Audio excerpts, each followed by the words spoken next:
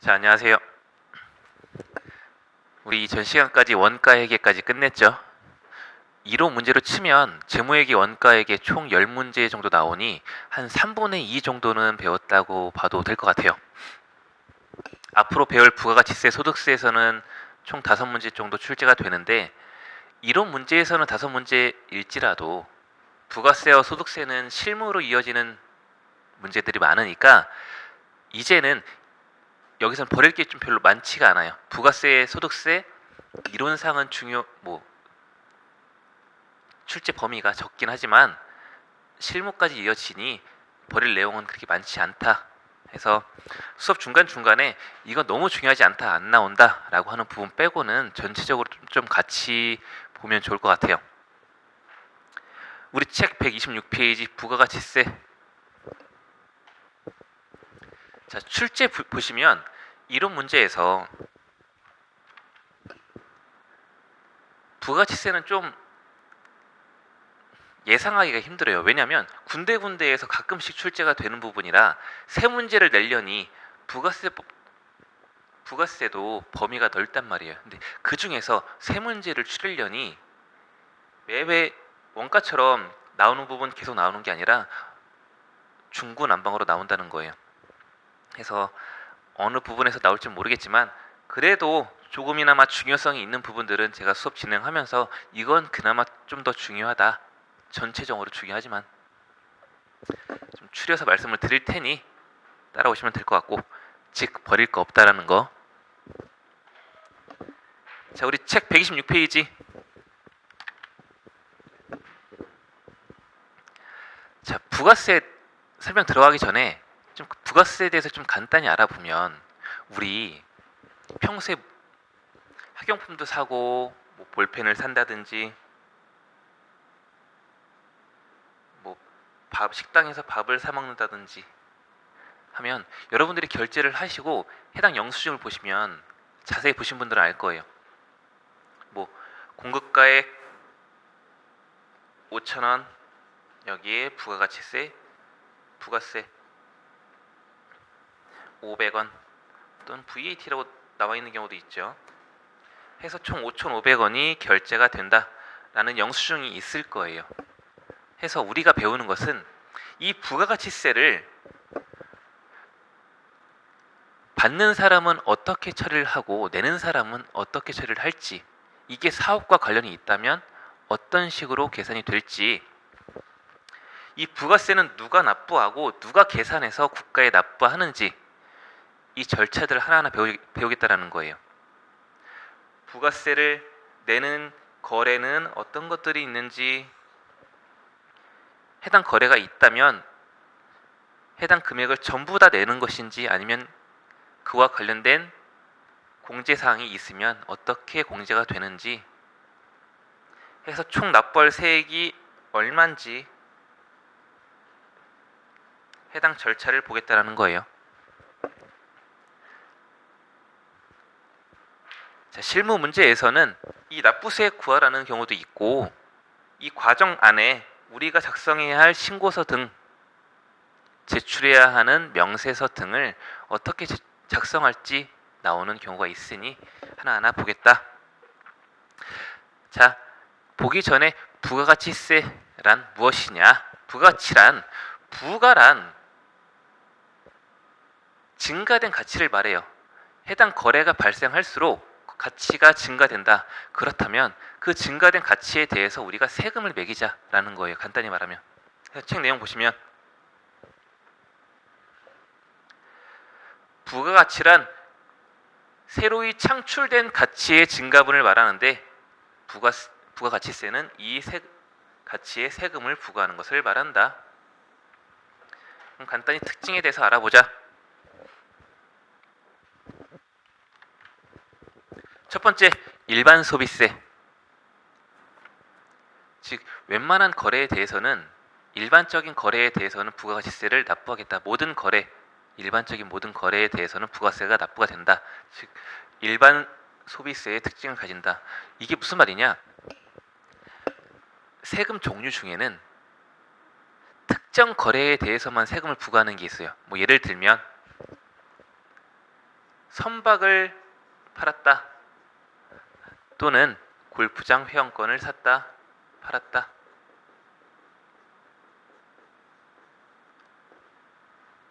또는 별장을 가지고 있다, 별장을 팔았다 라든지, 이렇게 약간 고급진 고가의 거래에 대해서는 특정적으로 야 니네들은 좀 고가니까 특별하게 더 세금을 더 부과할게 라고 하는 것들이 개별 소비세라는 거예요.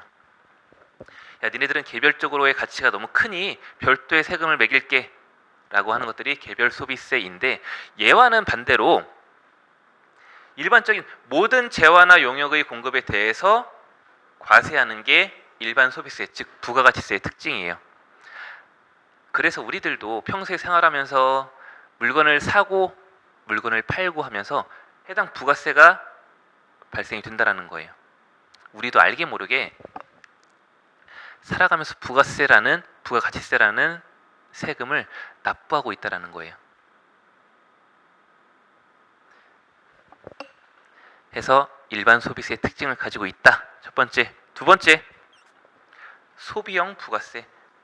일반 소비세와 일맥상통해요. 즉 소비형 부가세란 내가 사용한, 소비한 재화나 용역에 대해서 세금을 부과하는 것이다. 부가가치세는.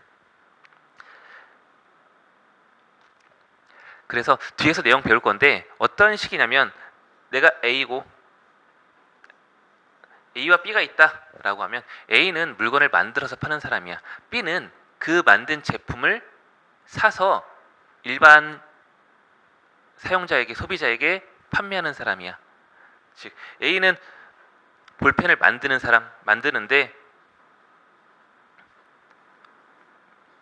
100원에 팔아. 부가세 포함해서 110원에 판다고 치자. 110원에 팔아.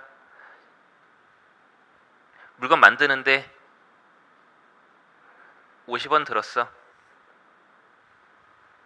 55원으로 하죠. 해서 총 55원이 남았다. 그럼 B는 A한테 물건을 사와요. 뭐를? 완성된 제품 볼펜을. 얼마에? 얘가 110원에 팔았으니까 110원에 사왔겠지. 그럼 B는 이 볼펜을 110원에 그대로 팔겠어요? 아니겠죠. 좀 더 가치를 더해서 팔겠죠. 150원이다. 200원으로 할까요? 2배 띄어서. 해서 세금까지 220원에 판다 라고 하면 B는 110원을 남겨 먹는 거야. 이 과정에서 B는 A에게 구입한 110원, 이 110원을 소비했으니 너 이거 세금 내는 금액에서 깎아줄게 라는 거예요. B는 이 220원에서 20원이라는 세금을 낼 게 있다. 그래, 너 20원 낼 거 있으니 20원 다 내 라는 게 아니라, 너 물건 사올 때 10원 만큼 부가세 냈으니까 그 10원 부가세 낸 거 깎아줄게.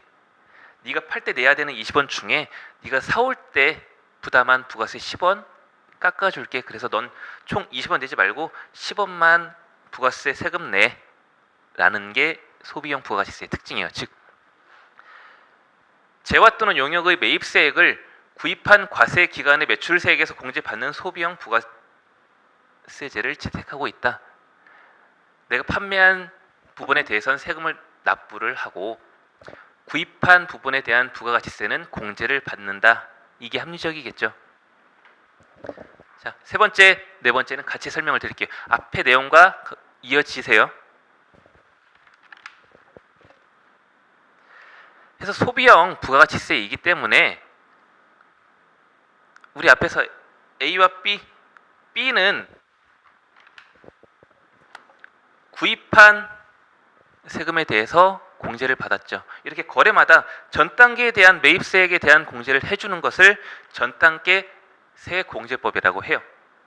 보시면 매출세액에서 전 단계에 지급된 매입세액을 차감하는 전 단계 세공제법을 채택하고 있다. 얘는 왜 그러냐면 어떤 목적이냐? 매출에 대해서 너 세금 내. 대신 매입에 대해서 얘 공제해 줄게. 그럼 부가가치세 계산 방법은 매출세액에서, 큰 틀로 보면 매출세액에서 매입세액을 뺀 나머지를 네가 세금으로 납부해, 납부세액이 된다. 이게 전단계 세액공제법의 틀인데, 우리 부가가치세가 왜 이런 구조를 띠느냐? 목적은 너 매입세액 공제해 줄 테니 이와 관련된 증빙을 가지고 있어. 네가, 우리 뒤에서 배울 건데, 부가가치세법상 매입세액으로 공제를 받으려면 부가가치세법상 적격 증빙이라는 것을 갖추어야 해요. 예를 들면 세금 계산서, 현금 영수증, 신용카드, 매출 전표, 매입 전표, 이런 것들이 있어야 매입세액을 공제를 해줄 테니 너 그거 증빙 갖추고 있어. 즉 세금을 좀 더 양성적으로, 음지에서 벗어나 양성적으로 좀 투명하게 부과하고자 함이에요. 혜택도 주면서 매입에 대한 증빙도 갖추길. 자, 매입에 대한 증빙을 갖춘다면 판매한 사람에 대한 정보도 같이 크로스 체킹이 된다는 거예요. 내가 매입을 신고하면 상대방은 매출이겠지. 그럼 매출도 자동으로 조회가 될 테니 이거에 대한 상호 확인을 할 수 있다라고 함이에요. 그래서 전 단계에 대한 매입세액을 공제해준다. 이건 혜택이면서 어찌 보면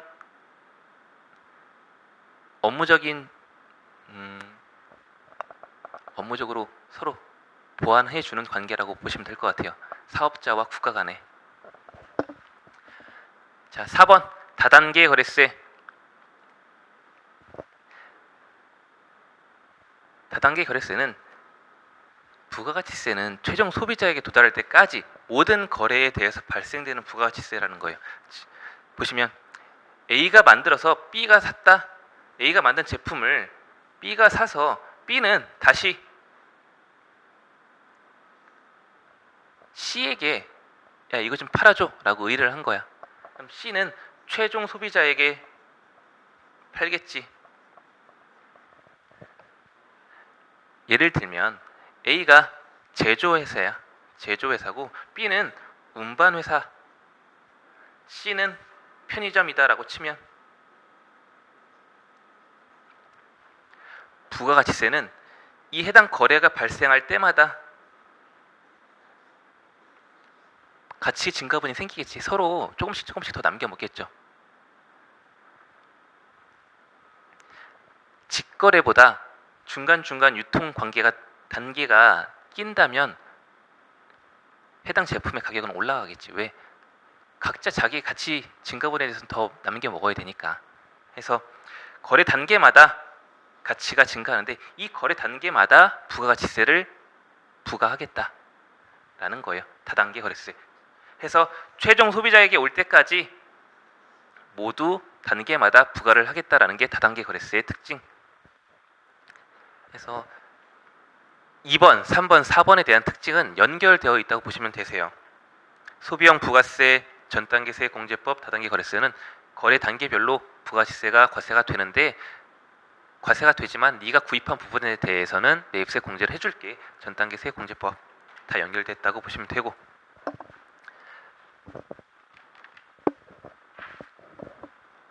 자, 간접세. 부가세는, 자, 우리가 물건 사잖아. 그럼 이 볼펜을 샀다라고 하면 영수증 보시면 아까 말씀드렸듯이 부가세가 포함되어 있다고 말씀드렸죠. 그런데 여러분 볼펜 사면서 부가세 국가에 납부해 본 적 있어요? 밥 먹으면서 이거 내가 부가세 부담했으니 이거 내가 납부할게. 납부해 본 적 있어요? 국가에 신고해 본 적 없죠. 즉 부가세는 부가세를 부담하는 담세자, 일반적으로 소비자가 되겠죠. 소비자와 부가가치세를 납부하는 납세자, 납세 의무자가 다르다는 거예요. 같지가 않다. 부가가치세를 부담하는 사람과 납세를 담당하는 납세 의무자가 같다면 그것은 직접세이고, 부가가치세처럼 부가가치세를 부담하는 사람과 납부하는 사람은 같지가 않다라고 한다면 간접세의 특징을 가지고 있다는 거예요. 해서 우리한테 물건을 판 사람은 이 부가세는 내가 낸 거야. 물건을 사면서 부가세를 내가 냈지만 나한테 다시 내가 B라면 A한테 물건을 사면서 부가세를 줬단 말이지. 이 부가세 B 내가 낸 거예요. 그렇지만 이 부가세 A야, 네가 물건 여러 개 팔아서 사업자니까 B 대신 부가세 내줘. 해서 A를 납세 의무자라고 해요. 그래서 납세 의무자와 담세자가 다른 간접세의 특징을 가지고 있다. 부가가치세 특징은 지금 첫 시간에 배우는 내용들은 시험에서 좀 중요성은 떨어지긴 하지만 나오면 어렵지 않은 내용이란 말이야. 부가세 특징 이것이 있다. 이 정도로 나올 테니까 큰 흐름만 기억해 주시면 될 것 같아요. 어느 정도 암기는 해야 된다. 6번 소비지구 과세 원칙. 부가세는 이 제품을 소비하는 국가에서 세금을 부담해라 라는 특징을 가지고 있다. 해서 A라는 국가, B라는 국가가 있는데 예를 들면 B 국가에서 수입을 해서 A 국가에서 사용을 한다 라고 한다면 이 수입하는 재화에 대해서 부가가치세를 납부를 할 의무가 있다는 거예요. 누가? A가. 그래서 뒤에 배울 납세 의무자에서 납세 의무자 중 하나가 재화를 수입하는 자예요. B가 우리한테 팔지만 이 제품 우리가 다시 누군가에게 최종 소비자 C에게 팔 거니까 A, 네가 물건 사오면서 부담한 부가세 네가 내. 재화를 수입하는 자가 부가세를 부담한다. 반대로 A가 B한테 수출을 해. 우리나라에서 B라는 국가에 수출을 한다라고 하면 이 재화 어디서 소비가 돼요? 그렇죠? B 국가에서 소비가 되지. 그러니 우리 수출하는 재화에 대해서는 소비가 국외 해외에서 이루어지니 얘 부가세 내지 말자라고 해서 영세율이라는 혜택을 준다라는 거예요. 영세율의 가장 베이스가 되는 이론이 소비지구 과세 원칙이라는 거예요. 밑줄 치시. 책 내용 127페이지 밑줄 소비지구 과세 원칙에 첫 번째 줄 국가 간의 이중 과세를 방지하기 위하여 소비하는 소비지국에서만 부가가치세를 과세하는 소비지국 과세 원칙을 채택하고 있다. 얘는 영세율을 적용함으로 소비지국 과세 원칙을 실현하고 있다. 소비지구 과세 원칙 하면 무조건 영세율 같이 떠올려야 돼요. 세트라고 보면 돼. 아, 영세율은 소비지구 과세 원칙 때문에 나온 이론이구나. 영세율이란 세율을 매기긴 매겨. 세율을 매기긴 매기는데 일반적으로 부가가치세는 우리나라의 부가가치세는 10%인데 이 수출하는 재화에 대해서는 0%의 세율을 매기겠다라는 거예요. 아예 면제해 주는 게 아니라 0%의 세금을 계산하겠다. 무슨 차이냐? 우리 면세까지 같이 설명을 드릴게. 영세율과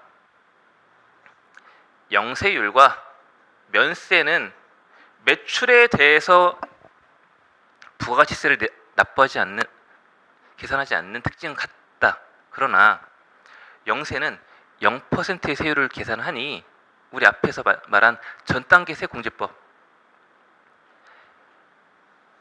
영세율은 자리가 없으니 여기다 쓸게요. 영세율은 매출에 대해서 0%의 세율은 매기지만 매입에 대해서 네가 구입한 매입이 만약에 50원이 있다라고 하면 이 매입 인정해 줄게.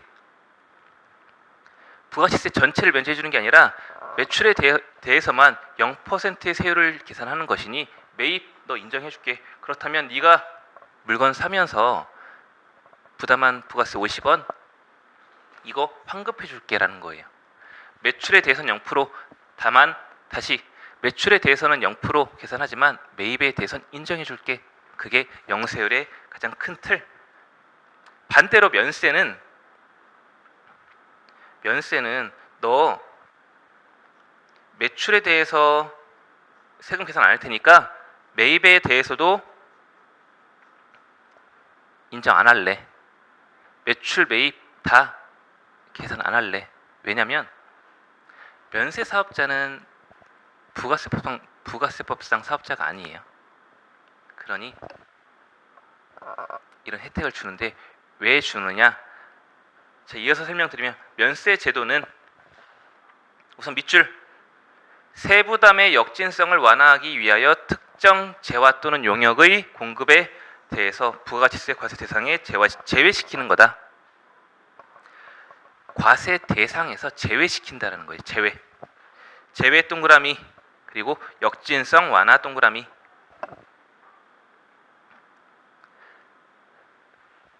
(0%의) 세율을 적용하는 영세율과 달리 부가가치세 과세 대상에서 아예 제외시킨다. 즉 매출도 계산 안 해, 매입도 계산하지 마. 그럼 왜 그래요? 세부담의 역진성 완화를 위해요. 그렇다면 역진성이란 뭐냐? 역진성이란 내가 소득이 많은 사람은 세금을 적게 부담하고 소득이 낮은 사람은 세금을 많이 부담하는 구조를 말해요. 자, 우리 연탄이라든지 기초 생필품들, 연탄을 예로 들까요? 연탄은 실질적으로 소득이 많은 사람들이 사용할까요? 아니면 저소득층에서 사용을 많이 할까요? 그렇죠. 소득이 낮은 사람이 사용을 더 많이 하겠지.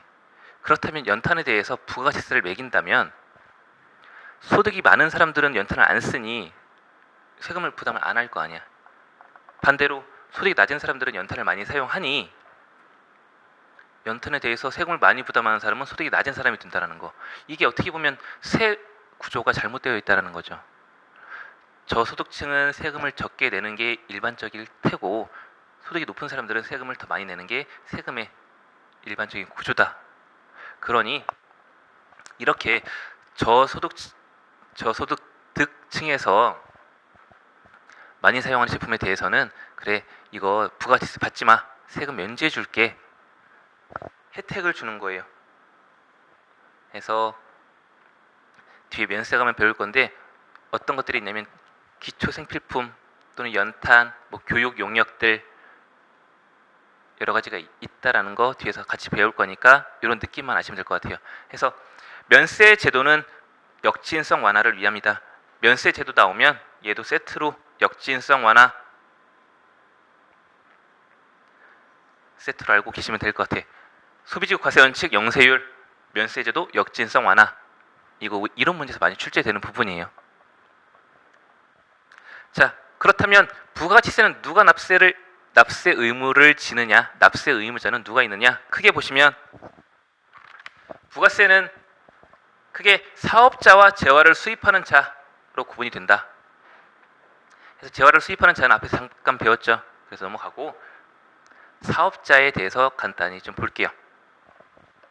사업자란 크게 영리 목적 유무 상관없이 독립적으로 계속 반복적인 거래를 하는 사람을 말해요. 다시 영리 목적 상관없이 독립적인 위치에서 용역이나 재화를 계속적으로 반복적으로 거래하는 사람을 말해요. 즉 사업성이 있는 사람.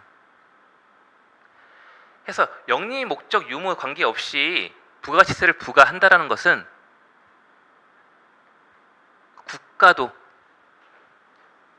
국가나 지방자치단체도 부가가치세 납세 의무를 지겠다라는 거예요.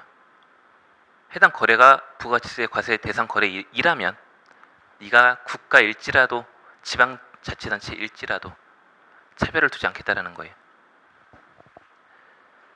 그러면서 독립적인 지위, 그럼 독립적인 지위라면 어떤 위치에 있어야 독립적인 지위로 볼 것이냐? 인적 기준과 물적 기준을 충족하는 경우. 인적 기준이라 하면 누군가에게 고용되거나 종속되지 않는 걸 말해요. 우리가 편의점에서 일을 해. 그러면 편의점 사장님이 있고 우리 아르바이트가 있겠죠. 그럼 아르바이트생이 물건을 팔아. 그럼 아르바이트생이 부가가치세 납세 의무가 있을까요? 그럼 없다라는 거예요. 왜?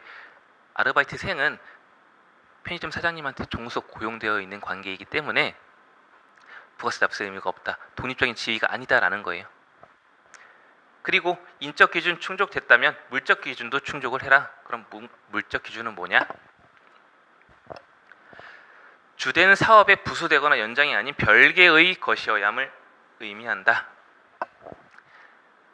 예를 들면 우리 아이스크림 사 먹을 때 아이스크림 팔면서 우리 드라이 아이스 같은 거 좀 주죠. 아이스 녹지 말라고. 그럼 아이스크림 가게에서 그 별도로 돈 받나요? 아니죠. 별도로 안 받고 아이스크림 가격에 포함되어 있잖아요. 그렇게 주된 사업에 부수되거나 연장이 아닌 별개의 딱 아이스크림만의 존재가 있어야 된다. 물적 기준이 있어야 된다라는 거. 그리고 계속 반복적으로 이 거래가 있어야 한다. 얘는 일시적 거래라면 부가가치세 과세하지 않아도 된다. 납세 의무 없다라는 거예요. 예를 들면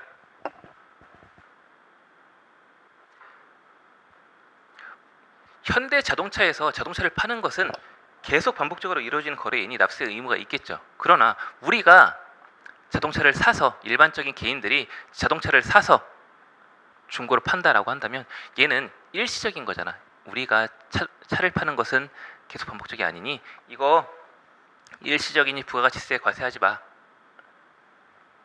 납부 의무 없다라는 건 일시적이라면. 해서 이 계속 반복적인 것은 어떻게 보면 주관적이에요. 그래서 과세관청에서 이거 계속 반복적으로 볼 거다. 사회 통념상 인정될 수 있는 계속 반복적이면 너 이거 사업성이 있는 걸로 볼 거야. 판단을 할 거예요. 약간 주관적이긴 해요. 확실한 기준이 없으니. 자, 우리 책 128페이지 사업자에 대해 받고 재화를 수입하는 자.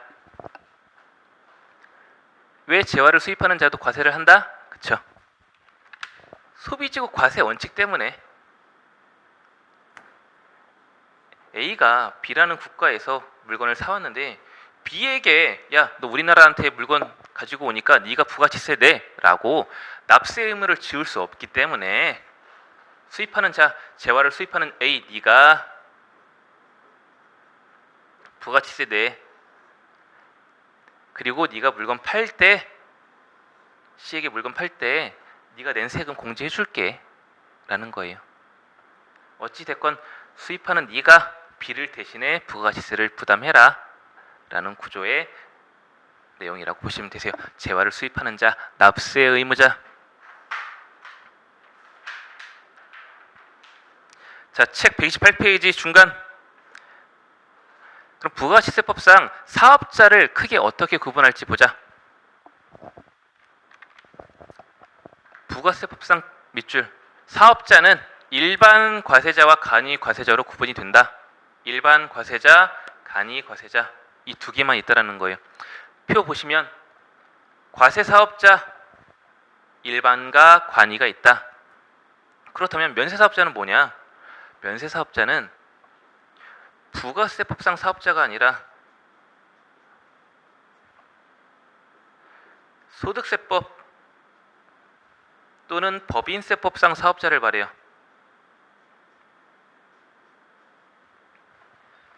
해서 면세사업자는 부가세법상 관련 의무가 없다라는 거예요. 우리 시험에서 면세사업자는 부가세법상 뭐뭐뭐뭐에 대한 의무를 진다라고 문구가 나온다면 그건 무조건 틀린 말이야. 면세사업자는 부가세법상 사업자가 아니기 때문에 부가세법상 제재 의무를 지킬 의무가 없다라는 거예요.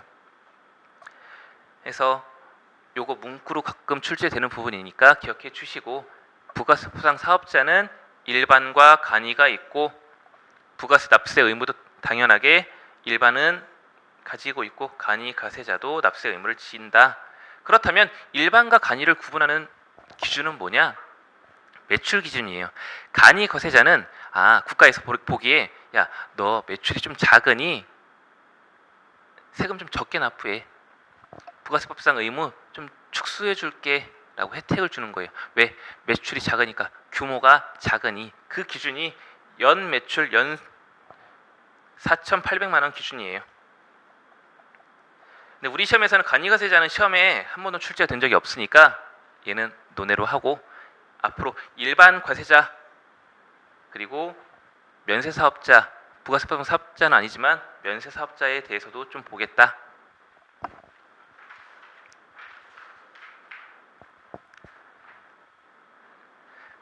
자, 우리 과세 기간 128페이지 과세 기간까지만 하고 조금 쉴 거니까 조금 집중.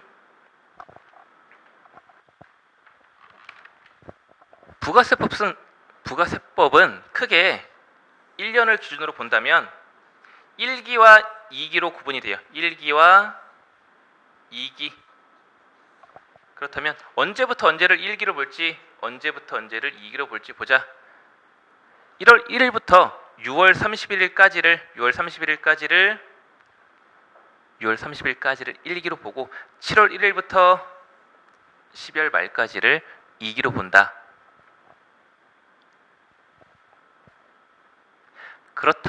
그렇지만 간이가세자는 우리 책 128페이지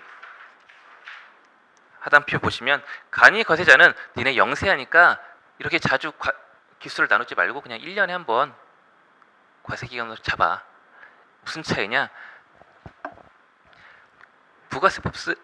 부가세법은 과세기간별로 부가세 신고 납부 의무가 주어져요. 그러니 일반 사업자는 야, 너네 1년에 2번 부가세 신고 납부해. 하지만 간이가세자 너는 규모 작으니까 뭐 얼마 되지도 않는 거 1년에 한 번 신고 납부해. 이렇게 혜택을 주는 거예요. 그래서 원칙적으로 1기와 2기 6개월 단위로 구분이 되고, 여기서 다시 3개월 단위로 예정 기간이라는 혜택을 줘요. 뭐냐면 1월 1일부터 3월 31일까지, 그리고 4월 1일부터 6월 30일, 7월 1일부터 9월 30일, 10월 1일부터 12월 31일까지 3개월 단위로 예정 기간이라 한다. 왜? 야, 니네 6개월 단위로 한 번에 부가가치세 계산하면 부담이 되니까 3개월 단위로 쪼개서 한번 나눠서 내. 일반 개인 사업자는 부가가치세법 신고 의무는 1기와 2기 총 2번에 있지만 납부를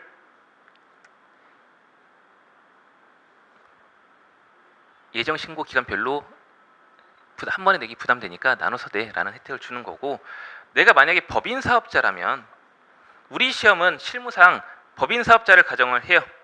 개인 사업자가 아니라. 법인 사업자는 야, 니네 개인 사업자보다는 규모가 크고 어느 정도 갖춰져 있으니 니네 3개월 단위로 예정 신고 기간 단위로 신고 납부해. 부가가치세를 조금 더 제약을 가하는 거겠죠. 법인 사업자는. 왜? 탈세의 가능성이 보일 수도 있으니.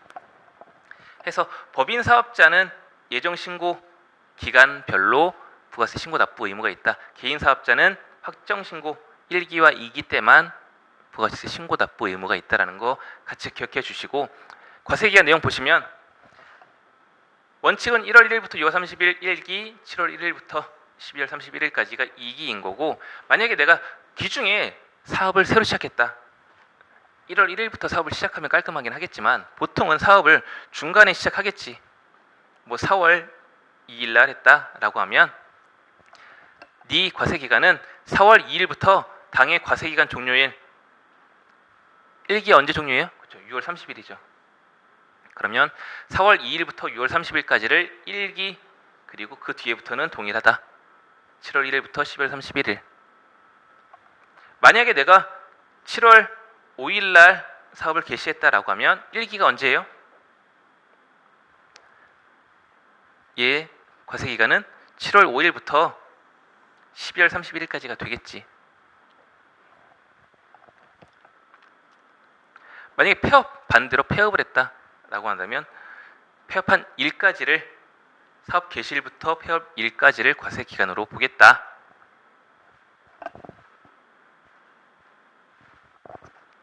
다만 사업 개시 전에 등록한 후 사업을 미개시한 경우 사업자 등록을 했는데 사업 개시를 안 했어. 그렇다면 등록일부터 사업을 개시하지 아니하게 된 날까지를 과세기간으로 보겠다라는 거죠. 근데 거의 그 기간에 대한 거래는 없었겠지.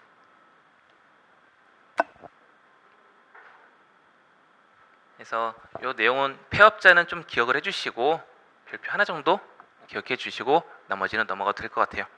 자, 예정신고 기간까지 보실게요. 해서 부가가치세법은 신고를 과세기간 종료일 신고기간 종료일로부터 언제 25일 이내에 신고 납부하여야 한다 해서 1월 1일부터 6월 30일 7월 1일부터 12월 31일이 1기, 2기라면 예정신고 이제 법인사업자라고 가정을 하는 거예요. 우린 법인사업자. 그렇다면 1월 1일부터 3월 31일이 예정신고 기간이니 7월 1일부터 9월 30일까지가 예정신고 기간이니 예정신고 기간 종료일로부터 25일 이내, 즉 3월 31일 종료일로부터 25일 이내인 4월 25일 부가가치세 납세 의무가 있고 2기 예정신고 기간 2기에 대한 예정신고 기간 7월 1일부터 9월 30일에 대한 신고는 언제까지? 9월 30일 종료일로부터 25일 이내인 10월 25일까지 신고 납부하여야 한다. 해서 1월 1일부터 3월 31일을 1기 예정신고 1기 예정 기간으로 하고 7월 1일부터 9월 30일까지를 2기 예정 신고 기간이라고 한다. 그래서 얘네 각 종료일로부터 25일 이내인 7월 25일 아니죠. 4월 25일 또는 10월 25일 부가세 신고 납부해라라는 거예요. 자, 신규 사업자는 사업 개시일부터 예정 신고 기간 종료일. 예를 들면 내가 사업을 2월 1일 날 했다라고 치면 2월 1일부터 3월 31일까지 기간에 대해서 4월 25일 날 만약 8월 5일 날 사업을 개시했다라고 하면 8월 5일부터 9월 30일까지 예정 신고 기간이니 10월 25일까지 신고하면 되겠다. 이 정도만 과세 기간에 대해서 알아보면 될 것 같고 우리 잠깐 쉬었다가 다음 내용 진행하도록 할게요.